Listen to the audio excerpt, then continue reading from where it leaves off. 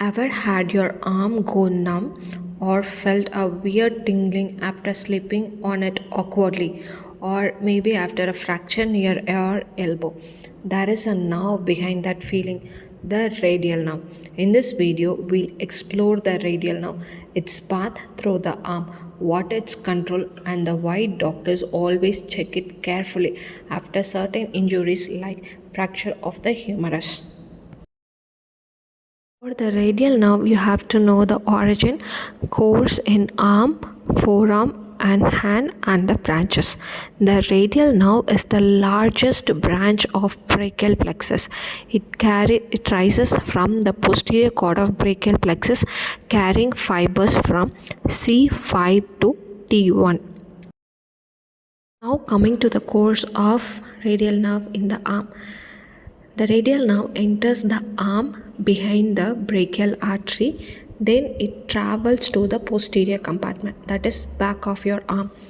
It runs along the radial groove, that is a spiral groove of the humerus, wrapping around the back of the bone. It is close contact is why it is easily injured in mid-shaft humeral fractures.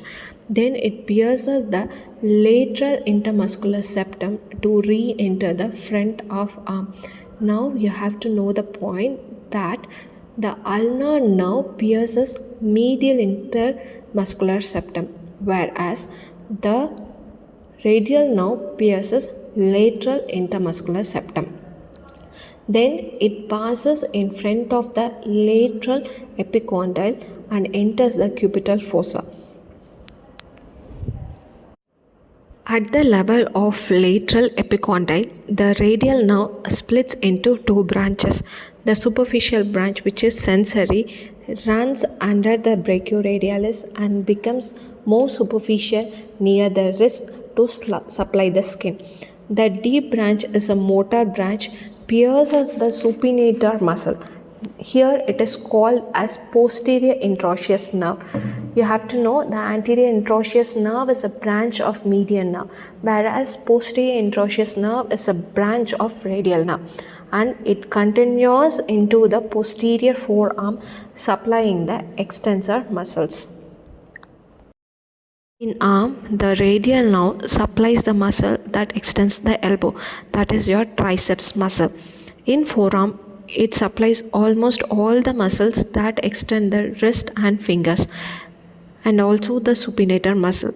The simple takeaway is radial nerve is the extensor nerve, which straightens the elbow, wrist, and finger and helps turn up the palm up. Coming to the sensory supply of ulnar nerve, it supplies back of the arm, forearm, back of the hand, particularly area between thumb and index finger through your superficial radial nerve. This area is called snuff box region. Radial nerve is commonly injured in mid-shaft humeral fractures because it lies directly against the bone in the radial groove. Injury leads to paralysis of wrist and finger extensors, causing the wrist to hang limp. The condition is called wrist drop.